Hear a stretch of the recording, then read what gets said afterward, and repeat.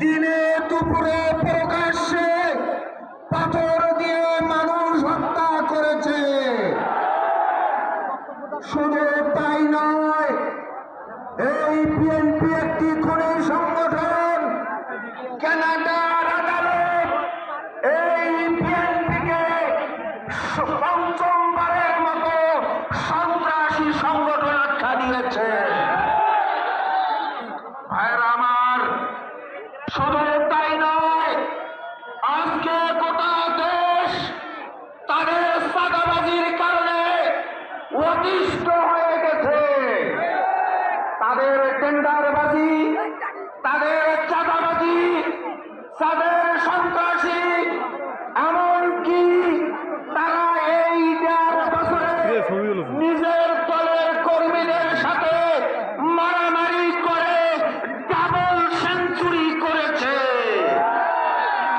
তাদের এই অপকর্ম দেখে যখন দেশের মানুষ ওই বিএনপি থেকে মুখ ফিরিয়ে নিয়ে আগামী দিনে জামাত ইসলামীকে আশ্রয়স্থল মনে করেছে, তখন তারা জামাত ইসলামীর বিরুদ্ধে অপপ্রচারে লিপ্ত হয়েছে। আজকে তারা বলে জামাত ইসলামী নাকি রাজাকার। কথা ঠিক কিনা ভাইরা আমার? রাজাকারের তালিকা শেখ হাসিনা করেছিল।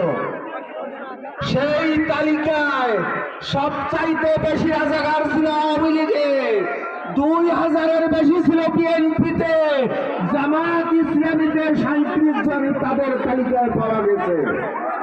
জামাত ইসলামী যদি 37 বার রাজাকার হয়, তাহলে বাংলাদেশ বিএনপি 2000 বার রাজাকার। বিএনপির সেক্রেটারি জেনারেল মির্জা ফখরুল ইসলাম আলমগীরের বাবা একজন চিহ্নিত রাজাকার।